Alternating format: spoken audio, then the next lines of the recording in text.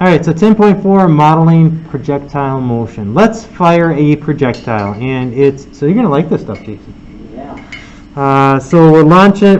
There's my initial velocity. My little fish symbol is alpha. That represents the angle in which it's being projected or launched. What would the horizontal and vertical components of this vector be? Okay, so if it's traveling this fast at that angle, you got her, Jason. So if I wrote it as a right triangle, and I called this x and y, and I wanted to solve for x and y, it'd be the sine of alpha equals y over v sub o. So y is going to be v initial velocity times the sine of the angle. And using the same logic, x would be v sub o cosine of alpha. So there's my horizontal, and there's my vertical components of our vector.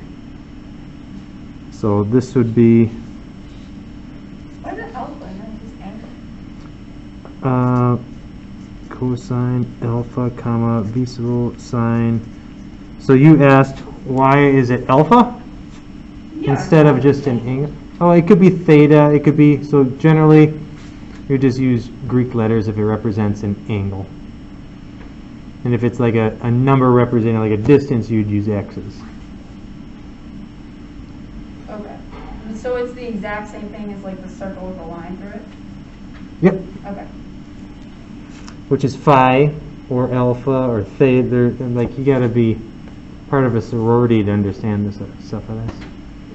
Let's assume that gravity is the only force acting on it. Well, how could we write gravity, which is the second derivative position, as a vector in linear combination forms? And as you put it, the i's and j's stuff. Mm-hmm. So how do I represent gravity in linear combination form? Well, we don't, gravity could be 9.8, it could be 32, let's just call it G. So the d squared s dt squared is equal to, so in linear combination form, how would we write gravity here?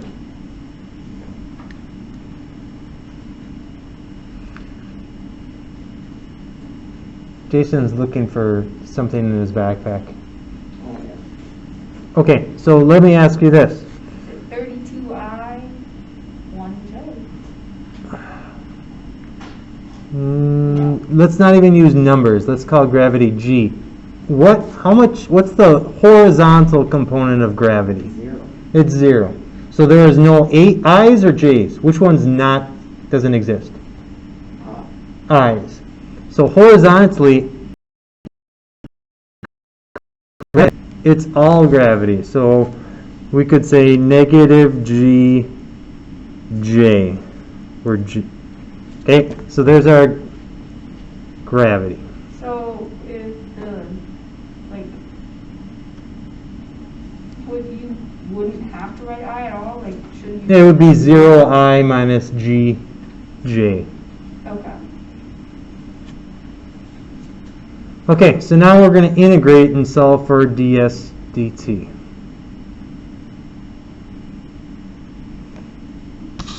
Oh.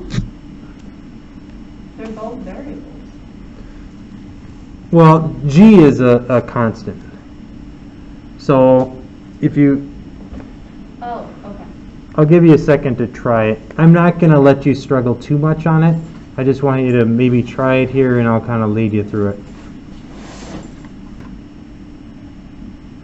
Alright, so there's our acceleration vector.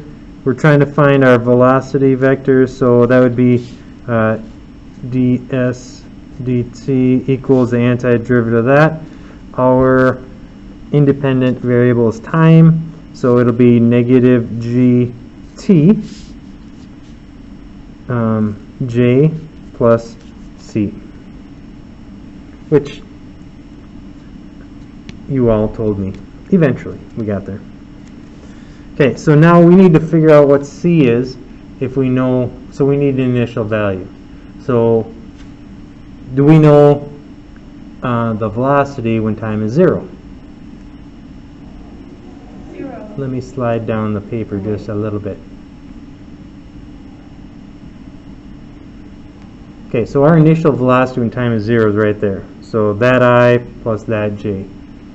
So if we, our actual velocity vector would be,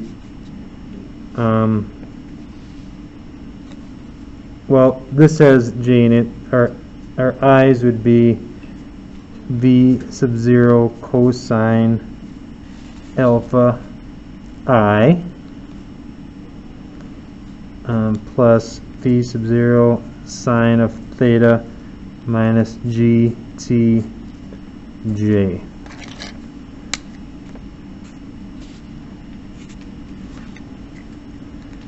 Does that make sense? Looking at it? No. So what we've done is we've fired our projectile. We've got our horizontal velocity, our vertical velocity, except we've got gravity working on it. So that's where the minus gt comes in. Horizontally it's right here, vertically it's right here. There was no I though. We established that. Right, but the c we can find if So we C is I? There's no I when it's just going straight down. Now we're talking about the projectile. yeah, so if I, like we did the equation, we would say ds dt of 0 would be, I'll do it on a separate sheet of paper. So ds dt equals negative gt j plus c. So what at time equal to 0, our velocity is v sub 0 cosine alpha I plus v sub 0 sine alpha j. How do we know that? That's what we found up here. But how do we know that the velocity was 0? That The- the time was 0? Well, it's just at the beginning, the initial velocity, that's v sub 0 implies that right at the beginning that's our velocity. Okay. Okay, so equals, time is 0, so that's nothing. So this is what c is, right there. That's our c. So if we have this, and we want to add it to this, our velocity equation, we could say is negative g t j plus c, which is v sub 0 cosine alpha I plus v sub 0 sine alpha j. Well, we have a couple j's, so we can combine those and put the i's first. So it'll be v sub 0 cosine alpha I plus, I don't know what order I did this order, so v sub 0 sine alpha minus gt j. So that's, I just didn't show that work. Kind of an initial value problem there. Okay. So that's what But- we've got right So here. is V sub 0? V sub 0 is the velocity when t is 0. So it's not the initial point. Not the initial point, no, it's the initial velocity. But what if your initial velocity wasn't 0? What if your initial velocity, what do you mean? Like what if your initial velocity wasn't 0? The initial velocity isn't 0. That's the velocity when time is 0. Like, when you launch it, how fast is it going? That's what v sub 0 is. Okay. And it's actually a magnitude, it's a scalar because it's how fast it's traveling. But I'm not going to explain that right now. Okay, so now integrate and solve for s of t. All right, so after all of that, painfully, we're halfway done. Now we have to find s of t. So I want you to try to find out what the position vector would be. We've gone from our acceleration vector to our velocity vector to our position vector, and then we can start kind of applying what we've learned. We're kind of just generating the formula for projectile motion. So see if you can find the position. What's Is that? V sub 0 a constant then? It's going to be given to you. Like if you launch a rocket at 100 miles an hour, meters per second. Okay, so it's not a variable then. Correct.